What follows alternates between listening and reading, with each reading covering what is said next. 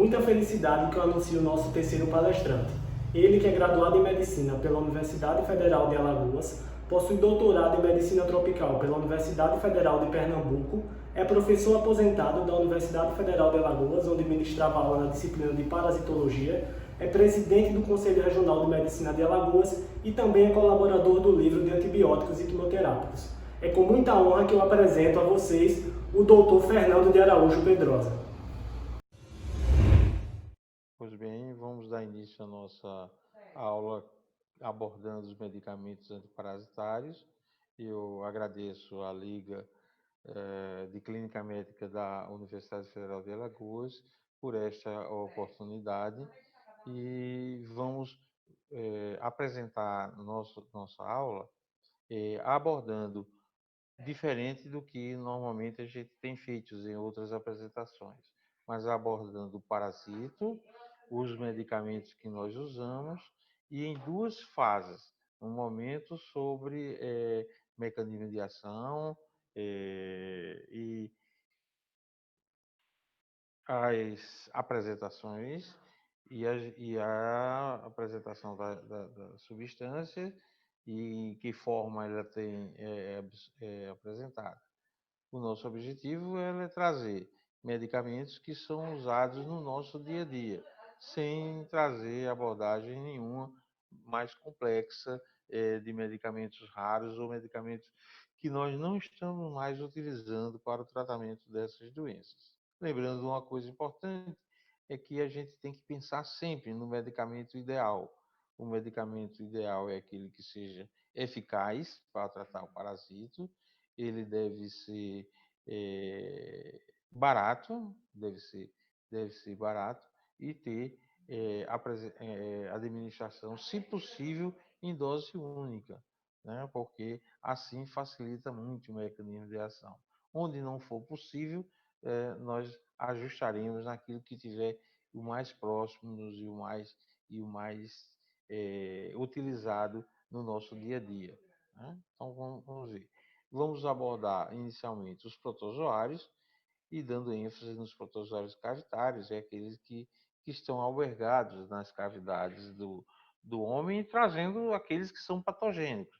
Nós não vamos abordar os protozoários que não são patogênicos, apenas vou fazer algum comentário em algum momento, mas não será isso o objetivo da nossa apresentação, e sim com aqueles que são patogênicos. Então, a droga que mais conhecida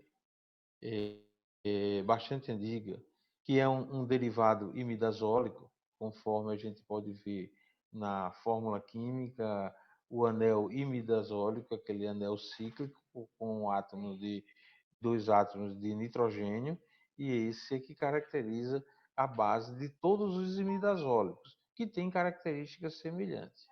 Então, nesses protozoários, como atua o metronidazol? Atua inibindo a síntese do RNA e na degradação do RNA. São protozoários, eles têm sistema completo de RNA e DNA. Então, como é que a gente tem? É uma medicação que pode ser utilizada via oral, injetável por supositório ou via vaginal, a depender do agente etiológico que nós decidimos atingir e que vai depender disso. Então, por via oral, a gente tem comprimidos de 250 e de 400 miligramas e suspensão de 250 miligramas por 5 ml. A forma injetável, que é utilizada para o metronidazol, quando a gente tenta atingir as doenças causadas por bactérias anaeróbicas, e é uma aplicação comum em terapia intensiva, em sepsis por anaeróbios. Então, a apresentação injetável é de 500 miligramas por 100 ml, em frasco de 500 miligramas de 100 ml, ou de 1,5 grama em 300 ml.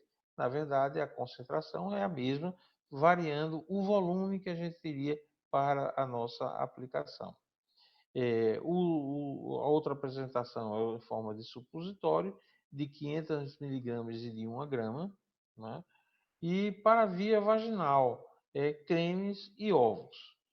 O preço é uma coisa importante que a gente aborda por conta da facilidade de que, na hora da prescrição, nós considerarmos, porque nem sempre os nossos pacientes têm recursos. Então, ela tem a apresentação com 20 comprimidos de 250 miligramas, 24 comprimidos de 400 miligramas, e isso custa. É um medicamento hoje já muito barato, né? De 250 miligramas, R$ 2,30, de 400 miligramas, R$ 3,57. Isso no menor preço. A suspensão de 100 ml, a gente tem aquela suspensão que vem em frasco de 100 ml, custa R$ 11,51. Temos também a forma de creme. Geralmente, a forma em creme está associada à nistatina para a gente atingir não só protozoários, mas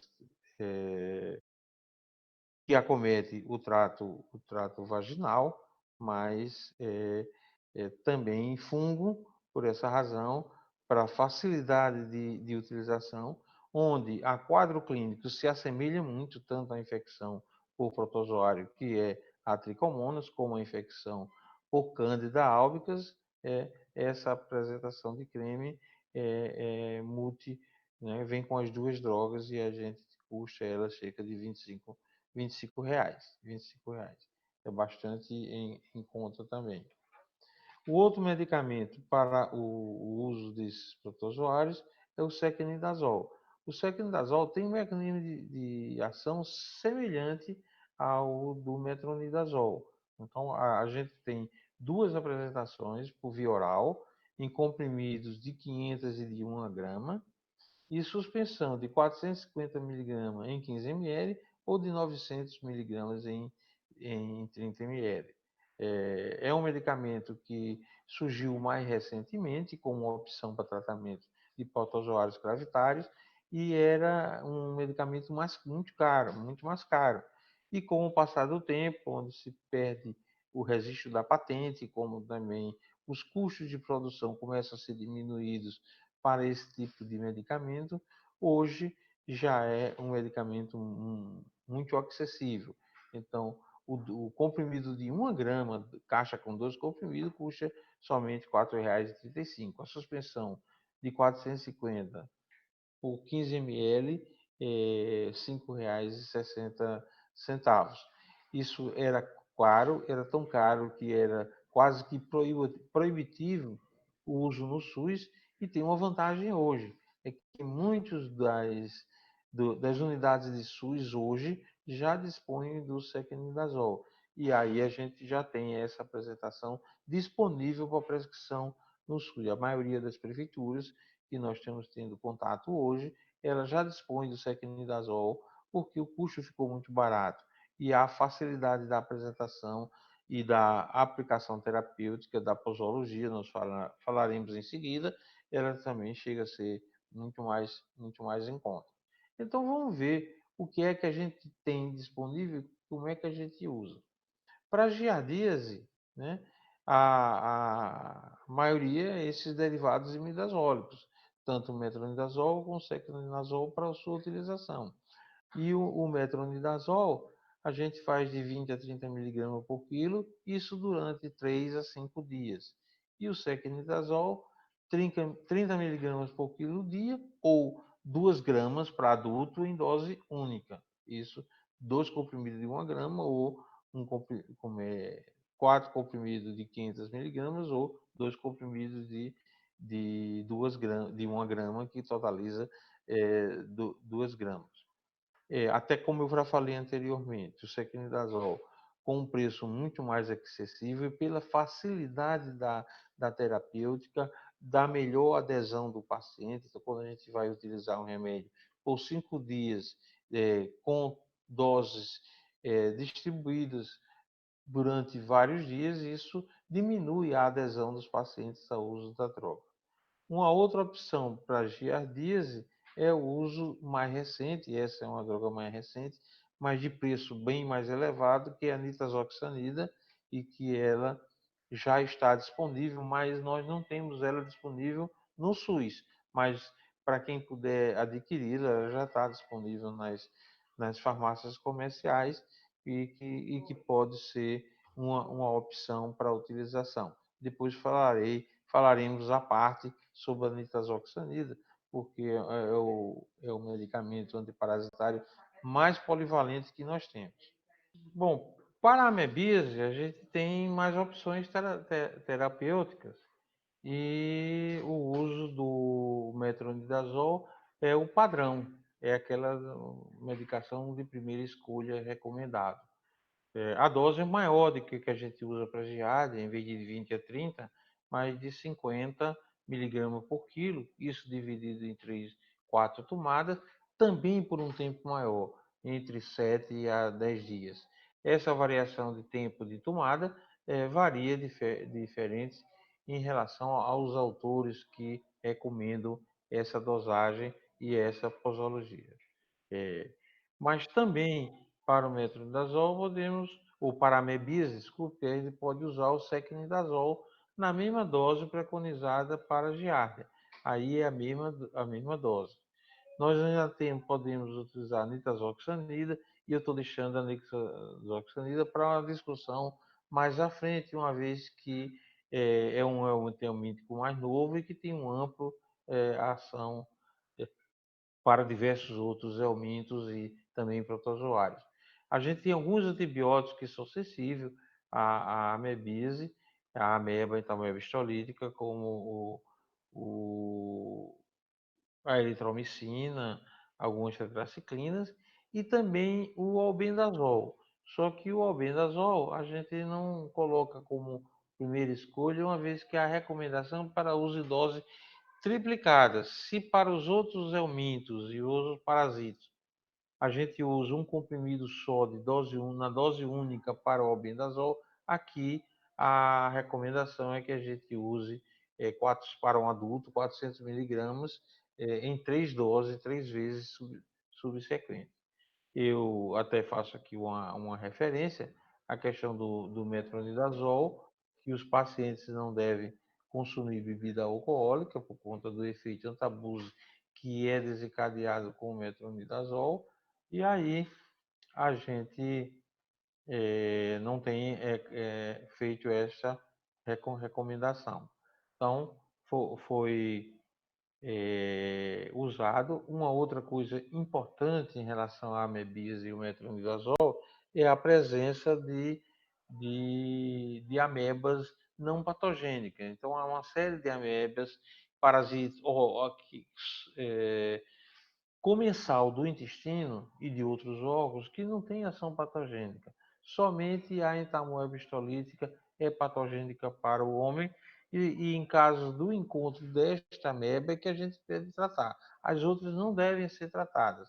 As outras, por ser um comensal do intestino, quer dizer, vive no intestino se causar doença, as pessoas não devem tratar. Muitos médicos, às vezes, têm tratado. Eu até recomendo àqueles que fazem laboratório que nem coloque no resultado do exame a presença de outra ameba não patogênica, porque gera uma série de confusão entre paciente e o próprio médico nessa situação. Então, essas as recomendações relacionadas com a amebise. E a tricomoníase, o medicamento de escolha é o metronidazol, e para a mulher a gente tem diversas apresentações, em creme, que é aplicado com bisnaga, a forma de gel óvulo, os óvulos têm 500 miligramas por cada, né, em óvulos de 5 gramas tem 500 miligramas de metronidazol e se utiliza por aplicação uma vez ao dia, recomendando usá-la à noite, e isso é feito por 10 dias. Diferente, para o homem também o metronidazol, mas é uma apresentação e um manejo totalmente diferente. Porque se para a mulher a gente recomenda o uso em 10 dias, para o homem começa que a gente preconiza que o uso deve ser em dose única aí de 4 comprimidos de 250 miligramas em dose única. Por que isso? É preciso a gente ter a adesão do homem. a tricomonas dificilmente dá sintomatologia no sexo masculino.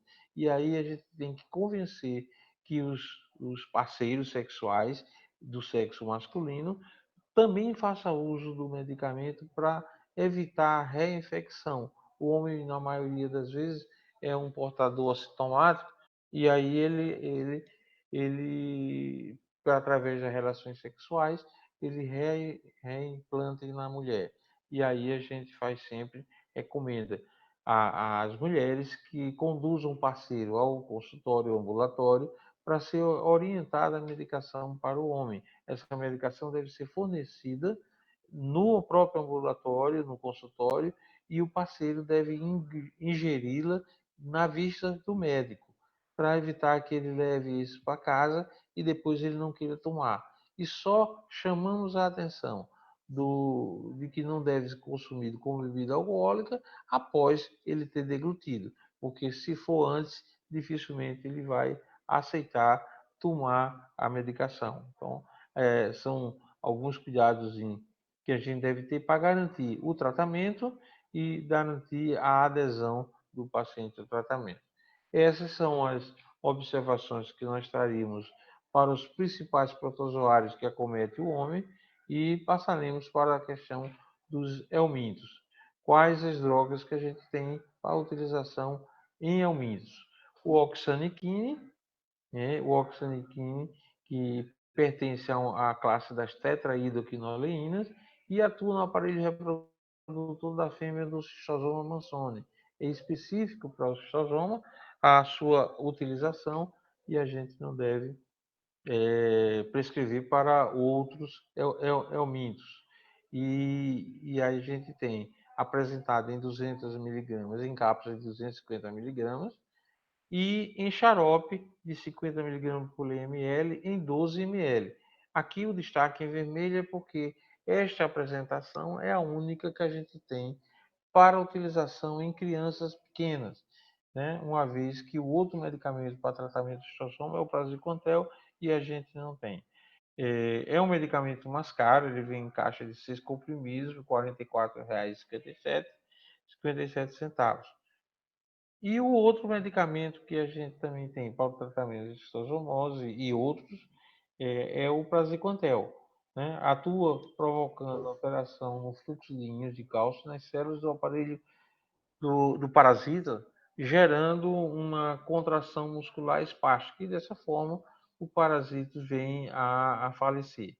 Nós temos para o praziquantel 3 apresentações diferentes, de 150, de 500 e de 600 miligramas, e que no parasita específico nós vamos discutir cada uma dessas administrações. A caixa de 150 miligramas por comprimido, ela vem com 12 comprimidos e custa R$ 35,96 no preço mais barato. O albendazol é um antihelmíntico polivalente e geralmente consegue eliminar quase todos os nematodas, são aqueles vermes cilíndricos, helmínticos que são cilíndricos, não achatados, e bloqueia a absorção da glicose. A gente vai ver que também é um derivado imidazólico, mas que boa parte desses derivados imidazólicos atua bloqueando a absorção da glicose. O albendazol, a gente tem duas apresentações, de 200 e 400 miligramas, suspensão de 40 miligramas por ml em 10 ml. O preço, né, do comprimido de 400 miligramas é 1,59, a suspensão de 10 ml 1,39. Né? Mas é muito bem tolerado, é um medicamento que é o mais usado, inclusive o Ministério da Saúde fez uma grande campanha para tratamento em massa dos escolares daquelas escolas que tinham uma maior incidência desses helmintos. O levamisol, que é mais antigo, né, muito tratado, ele atua provocando uma inibição do fumarato redutase e ele paralisa, provocando a paralisação. Nós temos dois tipos de apresentação, de 50 e 150 miligramas, em uma forma infantil, a criança, e outra de 150 para adultos, né? O preço dos comprimidos de 150 é 1,71 e o de 80 miligramas 1,61. É um medicamento muito barato, mas que já foi inclusive usado como imunomodulador, não mais o sendo atualmente, porque os resultados não foram promissores, mas foi prescrito como uma forma de aumentar a resposta imunológica do paciente. O mebendazol foi o primeiro grande helminto polivalente. Ele atua na captação, também inibindo a captação da glicose, e a gente tem a mesma dosagem para crianças e para adultos, porque ele não atua, não é absorvido, o mebendazol não é absorvido pelo trato intestinal. Por isso, a mesma dose que a gente usa para criança pode usar para adulto.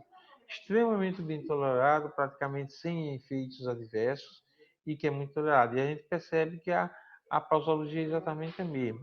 A gente só tem essa apresentação de comprimidos de 500 miligramas, que foi uma tentativa dos fabricantes de dar ao mebendazol a mesma efeito dose única do albendazol. Mas eu não recomendo essa utilização. Para algumas helmintos mais sensíveis funciona, para outros não funciona. Então é preferível que a gente mantenha sempre a posologia de 100 miligramas 2 vezes ao dia durante 3 dias, ou um comprimido 2 vezes ao dia durante 3 dias, e todos têm a mesma concentração. A suspensão tem 100 miligramas por ml, é um pouquinho mais caro do que o albendazol hoje, apesar do albendazol ser mais recente, mas ele é um pouquinho mais caro o tratamento. A caixa de 6 comprimidos está por 2,39 e a suspensão de 30 ml com a mesma dosagem, né, de 100 miligramas por ml, é de 2,35. A piperazina. A piperazina é de pouco uso hoje, mas ela continua sendo porque é a principal indicação para casos de obstrução intestinal causados por ascaris, né? Então a gente tem comprimido de 500 miligramas e tem apresentação também em xarope, tem que fazer a revisão da conta para ajustar a dose. O tiabendazol, que tem indicação para o parasito é o estrogiloides, não tem um mecanismo de ação conhecido até o presente momento, e a gente tem 500 miligramas em 12 comprimidos, 250 miligramas por 5 ml, e a pomada. Como o tiabendazol também é usado para o tratamento da lava-amigas cutânea, é aquela infecção causada pelo Ancylostoma brasiliensis ou Ancylostoma canino, em que a forma lavar não consegue ganhar circulação, ela trafega através da pele. E aí a gente tem ela em pomada. Há controvérsias quanto à sua aplicação, a efetividade, sua eficácia, mas na maioria das vezes, e eu já utilizei muito, a pomada com resultados bastante satisfatórios. E aí o preço da pomada é um pouco mais caro, de R$ 10, de pouco mais de R$ 10, e os comprimidos, caixa com 12, de 5 ml. O comprimido pode ser utilizado para aqueles pacientes que têm lava-amiga generalizada também, né? Que tem infecção maciça, pode fazer uso dos comprimidos. O cambendazol é um medicamento melhor para o estrogiloide, melhor tolerado, também atua na captação da glicose e de aminoácidos, e levando o óbito do parasito, e a administração. Então, tem comprimido de apresentação, comprimido de 180 miligramas, caixa com 2, e suspensão de 6 miligramas por ml com 30 ml. O preço do comprimido é 7,52, é um pouquinho mais caro, e a suspensão 9,91, né? E a ivermectina é outro antihelmíntico polivalente com a vantagem de atuar sobre ectoparasitos. Sarcóptes carbe, o piolho e o carrapato também tem ação. É um antibiótico, a ivermectina, é uma lactona macrolítica semissintética e atua inibindo a atividade do ácido gama-aminobutírico, que é o GABA, e imobilizando os helmintos. A gente tem ivermectina e observem que a dosagem é muito pequena, a apresentação com 2 comprimidos de 6 miligramas, né? Não é 6 gramas, é 6 miligramas. O preço é um pouco mais de R$ 5 por comprimido. A ivermectina também tem ação antiviral, né? Para medicina veterinária, ela se apresenta muito frequentemente, né? Então, a gente tem o uso da ivermectina anterior de ser usado para o homem, foi usado na medicina veterinária para o tratamento de ecto e de endoparasitos. O homem também. Se há bem pouco tempo atrás nós não tínhamos um antiparasitário para ectoparasita, hoje a gente tem. E a ivermectina tem ação antirretroviral. Na bula da ivermectina já consta a ação contra coronavírus animais que ela tem ação. E foi tentado, e alguns autores têm preconizado, o uso da ivermectina também para tratamento do SARS-CoV-2, que é o agente biológico da, da atual pandemia que nós estamos vivendo. Então, isso tem sido recomendado. Tanto que a apresentação mudou, a gente tinha só caixa com 2 comprimidos de 100 miligramas e hoje temos a apresentação com mais comprimidos, com 4 comprimidos de 100 miligramas, para adequação à posologia do tratamento do coronavírus, para ser utilizada no coronavírus. Recentemente, o Ministério da Saúde está exigindo que a ivermectina só seja despachada com receita médica por conta do uso muito abusivo que as pessoas passaram a tomar, né, indiscriminadamente, com caráter preventivo ou curativo do coronavírus. Então, somente o médico hoje pode prescrever ivermectina, tanto para ação curativa como para a sua ação preventiva. E, de preferência, só usar as apresentações que são utilizadas para o homem. Usou-se muito a ivermectina na medicina veterinária e muita gente comprou ivermectina nas clínicas veterinárias para uso do próprio paciente. E o outro medicamento que eu tinha dito que nós falaríamos posteriormente é a nitazoxanida. A nitazoxanida é o mais novo dos antihelmínticos, também tem ação polivalente tanto para os helmintos como para os protozoários. Então, nos helmintos, o mecanismo de ação é a inibição da polimerização da tubulina, e nos protozoários o mecanismo não é bem conhecido. Acredita-se que atue interferindo na enzima piruvato ferridoxina oxorredutase, bloqueando a transferência de elétrons e dessa forma o protozoário vem a falecer. É absorvido pelo trato intestinal, né? É hidrolisada no fígado em tisoxanida e é secretado pelas vias biliares para atingir o intestino. Então, pode ser secretado por via renal, biliar e pelas fezes, e essa tisoxanida é que é a fração ativa da nitazoxanida que vai atuar sobre os helmintos e os protozoários, né? Há uma contraindicação e uma não recomendação para que as pessoas não usem portadores de doença renal ou de doença hepática.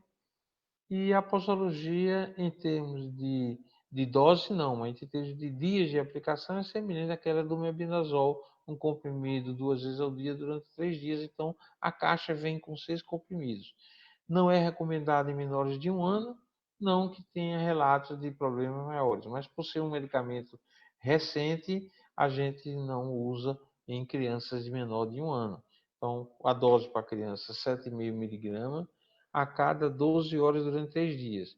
E o adulto é 500 miligramas a cada 12 horas durante 3 dias. É aquela dose semelhante, né, que a gente tem para o mebendazol. Nós temos a apresentação em comprimido com 500 miligramas, caixa com 6, que é um tratamento completo para adulto, e o pós-suspensão de 45 e 100 ml com 20 miligramas por ml. Independente da apresentação, a concentração sempre será 20 miligramas por ml. É um medicamento novo, protegido por patente, então é um medicamento mais caro.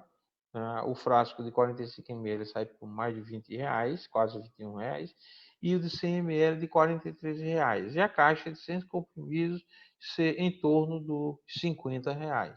É um medicamento que não está disponível no SUS e que as pessoas têm que desembolsar.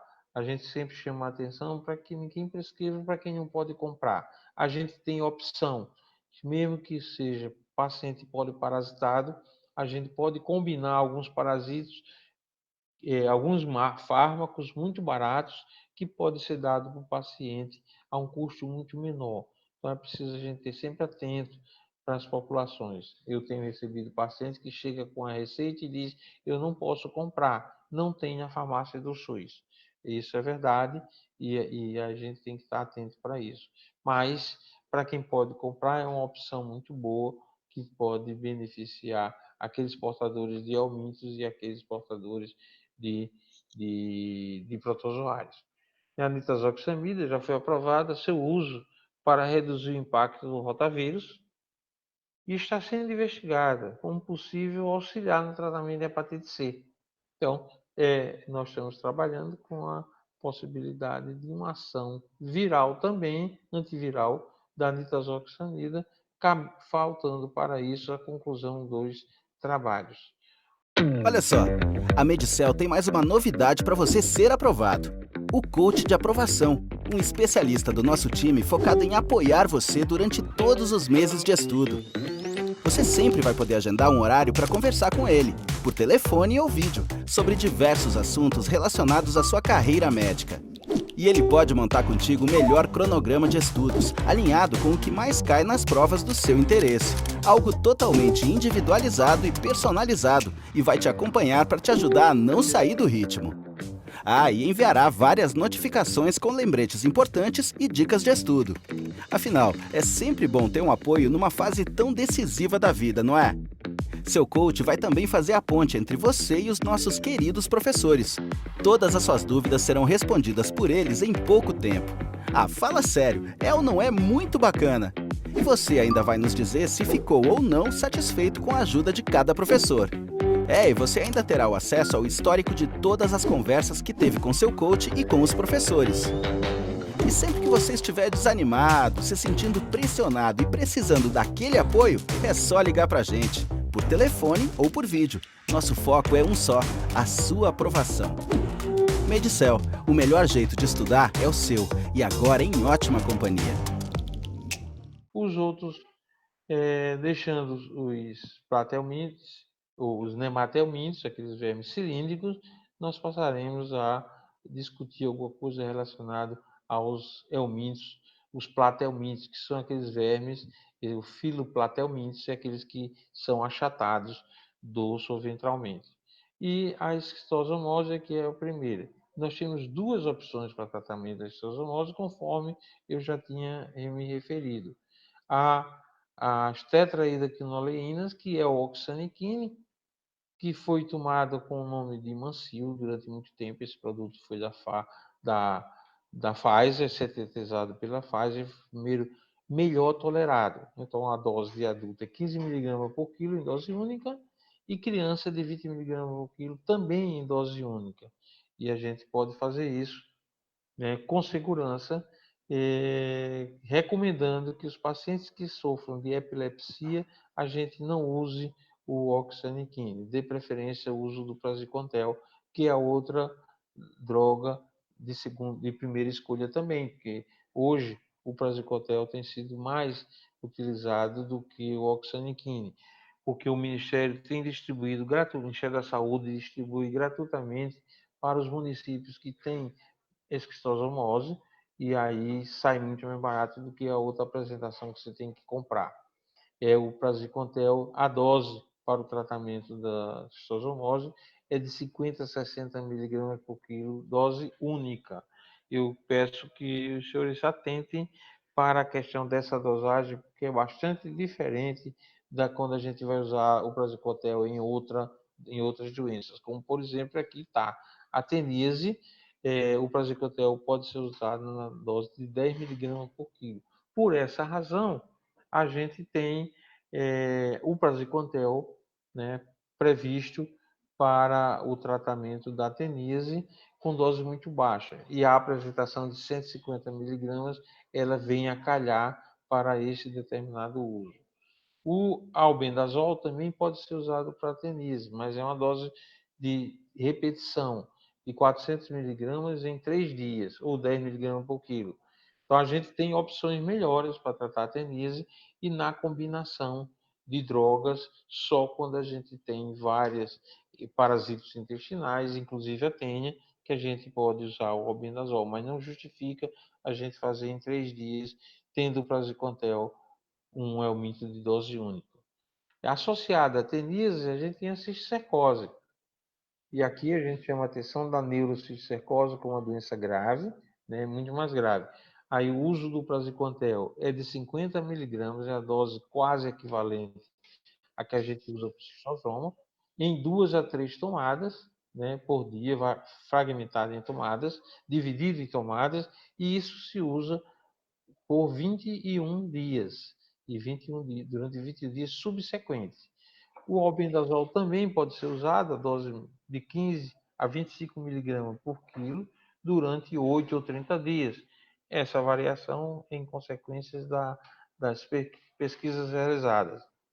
Quando a gente tem uma neurocisticercose, é bem recomendado associar o tratamento com corticosteroide, porque o processo inflamatório pós-tratamento pode trazer efeitos adversos muito grandes a quem tem neurocisticercose. Então, a gente recomenda o uso do corticoide para diminuir esse processo inflamatório.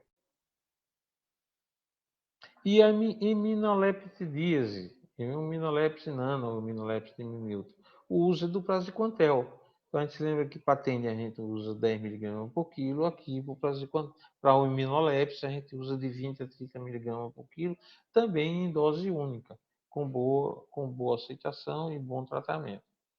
E aí a gente tem os asquelmintes, que é aqueles vermes que são cilíndricos, né? O Ascaris, o Trichuris trichiura, o Enterobius vermicularis, o Ancylostomum duodenale, Ancylostomum brasiliense, Ancylostomum canino, o Necato americanus, o Strongyloides secorale.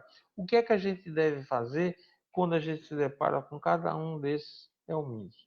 Então, o Ascaris, né, que é conhecido como lombriga comum, verme comum, a gente tem essas 3 opções bem em dia. O levamisol, na dose de 150 mg para adulto e 80 mg para criança. O mebendazol, 100 mg 2 vezes ao dia durante 3 dias. Ou essa opção que tem sido citada de 500 mg em dose única. E o albendazol, para adultos, 400 mg em dose única e para criança, 10 mg por quilo, também em dose única, né? Essas 3 opções. O levamisol, ele só vai servir para o Ascaris, ele não tem uma ação para os outros antihelmintos, os outros helmintos. Então, para indivíduos que têm mais de um helminto parasitado, observar a opção de usar o mebendazol ou o albendazol, porque eles são polivalentes e atingem qualquer um desses atos. A gente tem uma situação particular que é a obstrução intestinal pelo Ascaris. Para isso, a gente tem a piperazina. A piperazina, como age paralisando o helminto, né, a gente tem melhor ação, porque o risco de obstrução para quem tem um parasitismo intenso é maior para quem tem parasitismo por Ascaris. Então, é 100 mg por quilo. A gente associa a essa prescrição óleo mineral para facilitar o deslocamento dos helmintos para ser expelidos pela via retal e ou de 50 a 100 mg por quilo dia durante 4 dias. Isso deve ser repetida essa dose, sinal repetir a dose de piperazina por durante 4 dias. A gente observa nessa imagem uma quantidade enorme, aqueles novelos de Ascaris sendo eliminados por via retal do paciente tratado por Ascaris com piperazina para combater o Ascaris lumbricoides. A tricuríase, o Trichuris trichiura, que se aloja no intestino grosso e às vezes na ampola retal, determinando casos de aparecimento de prolapso retal conforme a gravura, mas a gente tem duas drogas, ou o polivalente, que atua muito bem, que é o mebendazol ou o albendazol nas doses já referidas anteriormente. E a enterobíase, o enteróbios vermiculares, também conhecido como oxiúros, que migra para a região anal determinando o prurido. A gente tem também o mebendazol e o albendazol como drogas bastante aplicada. Agora vai uma observação. Nós devemos repetir esse tratamento com um intervalo de 3 semanas. Por quê? Porque é muito frequente a autoinfecção. É muito frequente que as crianças que ao coçarem a região anal levem à boca, fazendo com que o paciente seja reinfectado. Então, quem toma um remédio hoje pode ter se reinfectado ontem. Então, deve repetir esse tratamento com 3 semanas obrigatoriamente. Ancilostomose, e aí a gente tem a ancilostomose intestinal, que é causada pelo Ancilostomos ordinale ou o Necato americanos, a doença é a mesma. Tanto o mebendazol como o albendazol, como antihelmíntico polivalente, servem muito bem, mas recomenda-se, como esses pacientes que têm ancilostomose geralmente sofrem de anemia, a gente está esses pacientes com sulfato ferroso, se eles tiverem anemia, ou de rotina, que não vai fazer mal nenhum, um suplemento de ferro nesse tratamento. A lava migra cutânea, que é a migração das lavas do Ancilostomos brasiliense e do Ancilostomos canino, a gente tem o tiabendazol em dose única, de 50 miligramas, ou uso tópico. O uso tópico pode ser feito com a pomada de tiabendazol. O albendazol também tem ação boa sobre a larva amigas cutânea na dose de 400 miligramas por dia, isso durante 5 dias. Mas nós não recomendamos. A gente tem a salvo intolerância, mas a gente tem um medicamento que a gente pode tratar em dose única, ou um outro medicamento que a gente pode tratar de forma tópica, que é o tiabendazol tópico. A ivermectina também tem indicação para larva amigas cutânea, mas pelas mesmas razões do albendazol, a gente não preconiza o seu uso. Para a opção da estrongiloidíase, nós temos essas 3 opções. O tiabendazol, a dose 50 mg em dose única, que já foi apresentado. O cambendazol, que é 5 mg por quilo dia, em dose única, ou em dose única para adulto de 180 mg, mas podemos usar o albendazol em pacientes com 3 dias. Aí eu digo, como é muito frequente as pessoas terem poliparasitismo, o uso do estrongiloide, ou para o tratamento do estrongiloide, a gente, se tiver outros parasitas, utilizar o albendazol em 3 dias é uma boa opção. A ivermectina também tem uma boa ação. Para os estrongiloides, recomendamos o uso laxativo para facilitar a eliminação dos espécimes, mas também repetir o tratamento com intervalo de 3 semanas, pela mesma razão da autoinfecção, o índice elevado de autoinfecção quem tem estrongiloidíase, Para as parasitoses sistêmicas, são aquelas não cavitárias, que eu falei logo no início, mas os protozoários de parasitose sistêmica, onde a gente tem a Leishmania brasiliense, responsável pela leishmaniose tegumentar americana, a Leishmania chagas, responsável pela leishmaniose visceral. Hoje se descobriu que a Leishmania chagas é a mesma Leishmania infantum, então não se está se utilizando chagas separadamente. E mais o Trypanosoma cruzi, o agente da doença de Chagas, e os 3 parasitas da malária, o Plasmodium vivax, o Plasmodium falciparum e o Plasmodium malariae. Para as leishmanioses, a medicação de primeira escolha é o antimoniato de entimetilglutamina, que atua bloqueando a produção de ATP. O glucantime é apresentado em ampolas de 81 mg por ml em 5 ml, então tem 405 mg. O preço é de R$ 179, não é um preço barato por ampola, mas esse medicamento é disponibilizado pelo Ministério da Saúde gratuitamente para o tratamento dos indivíduos. Então, para a leishmaniose tegumentar, Quando o paciente tem lesão cutânea, é 15 miligramas por quilo, até o máximo de 15 ml durante 20 dias. Para os pacientes com leishmaniose com lesão mucosa, é uma dose um pouco maior, de 20 miligramas por quilo dia, até 15 ml também durante 30 dias, por um período um pouco maior também. Para a leishmaniose visceral, né, a posologia do glucantina, que deve ser administrado intravenosa, mas também pode ser feita intramuscular, é a mesma que a gente usa para lesão mucosa da leishmaniose tegumentar, de 20 miligramas por quilo dia, até o máximo de 15 ml durante 30 dias, e essa medicação deve ser diluída proporcionalmente em 50 a 200 ml de soro glicosado a 5%. Não deve ser usado soro fisiológico porque ela hidrolisa, mas não havendo soro glicosado, a gente pode lançar mão do soro fisiológico sim. A outra droga usada é a anfotericina B. A anfotericina B é um antibiótico, antimicótico, macrolítico, poliênico, produzido a partir de cepas de Streptomyces nodosos, liga-se e atua na ligação e altera os esteróides da membrana celular, levando à alteração da permeabilidade capilar, fazendo com que o protozoário morra. A gente tem indicação para o uso da anfotericina em leishmaniose tegumentar, quando há falência do tratamento por glucantina em 2 esquemas terapêuticos aplicados. E para leishmaniose visceral, quando o paciente tem gravidade ou tem sinais de gravidade.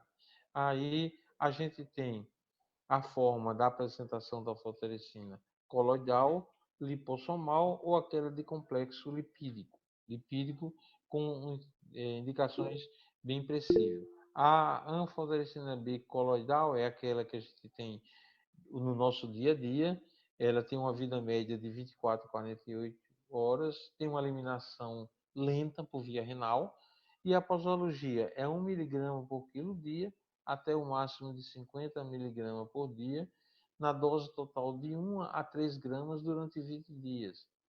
A gente dilui em 500 ml de soro glicosado e associa uma ampola de dipirona e 4 miligramas de dexametasona para diminuição dos efeitos adversos provocados pela anfotericina. O preço é mais barato até do que o Glucantime, de R$ 26,55. Mas quando a gente precisa usar a anfotericina lipossomal, é essa molécula que é um complexo de lipídios e que é acoplado à anfotericina. Qual é a vantagem que ela tem? É que a gente pode usar uma dose maior com menos efeitos adversos e melhor tolerância. A anfotericina B lipossomal, ela é muito complexa a sua constituição, os chamados lipossomas, é de aproximadamente, aí tem a quantidade de fosfodietilcolina, miligrama colesterol, de esterato, mas então esse complexo em que é colocado a droga anfotericina aí dentro. Você tem uma vida média mais longa, o que permite um espaçamento de dose ou um tratamento mais rápido, de 100 a 150 horas, 53 horas. A concentração total da anfotericina é de 49 dias, enquanto a outra, a coloidal, é de 48 a 72 horas no máximo. Aqui ela chega a 49 dias após a administração. E a concentração de estado de equilíbrio são atingidas dentro de 4 dias. Deve ser administrado por infusão venosa contínua, utilizando o dispositivo próprio, durante 120 minutos. Não tem que usar a bomba de infusão.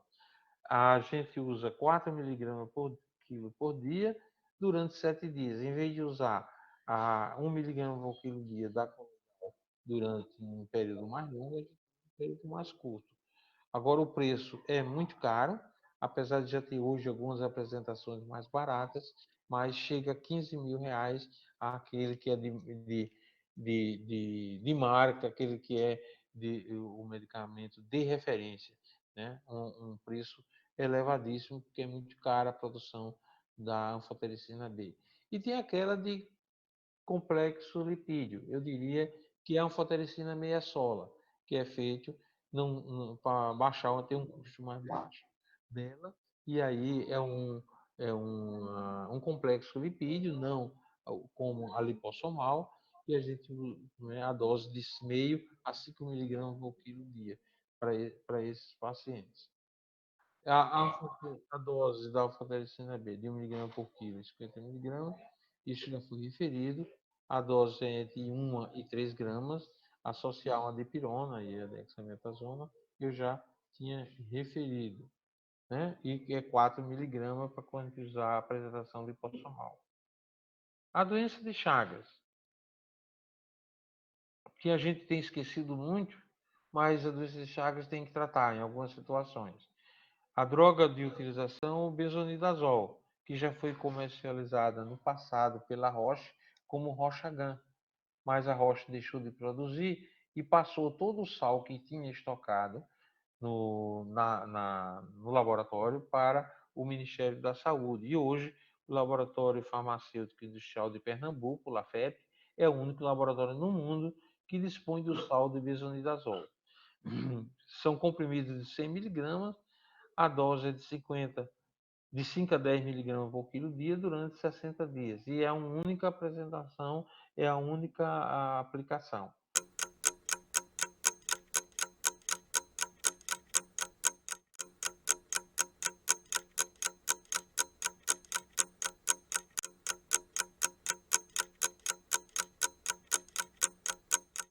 Já a malária, nós temos um universo muito grande de medicamentos para o uso antimalárico, e aí a gente tem o padrão, que é para o tratamento da Plasmodium vivax. O tratamento é combinado da cloroquina e com a primaquina para os pacientes.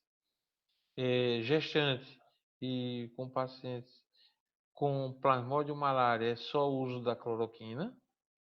A cloroquina é usada há mais de 70 anos e hoje também é utilizada no tratamento do Covid-19, né, com dose e com muita segurança. Mas nós temos para o Plasmodium falciparum um grande problema, que é a resistência que o Plasmodium falciparum desenvolve.